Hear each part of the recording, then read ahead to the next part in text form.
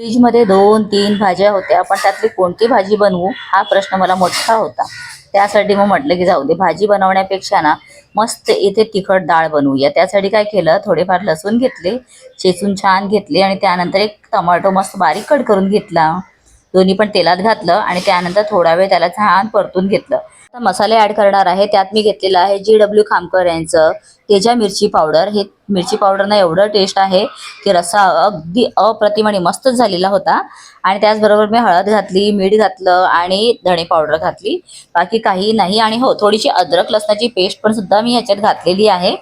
So पहा, आता मीठ घातल्यानंतर ना सगळं मी एकजीव चांगलं हलवून घेईन आणि तुरीची डाळ जी आहे ना ती आता याच्यामध्ये घालेन. तर तुरीची डाळ घातल्यानंतर 2 मिनिटं चांगलं परतून घ्यायचं. त्याच्यानंतर ह्याच्यामध्ये पाणी घालायचं. आता पाणी जे घालतो ना, जेवढा आपल्याला रस्सा करायचा आहे त्याच अंदाजाने आधीच पाणी घालायचं, नंतर पुन्हा आपण शिजल्यानंतर पाणी घालायचं नाही. तर इथे पाहू शकता अगदी व्यवस्थित सगळं मिक्स झालेलं आहे. तर याला आता मी कुकरची शिटी लावून ठेवते आणि एक 4 शिट्यांमध्ये ना मस्त रस्सा झालेला आहे. आता पूर्ण वाफ निघून गेल्यानंतर ओपन करायचं, घाई करायची नाही, तर वरची तरी ना पूर्ण निघून जाईल. सो आता पाहू शकता इथे मस्त डाळ शिजलेली आहे आणि अप्रतिम असा रस्सा झालेला आहे. तुम्ही सुद्धा नक्की एकदा ट्राय करा आणि बघा किती मस्त आणि छान लागतं.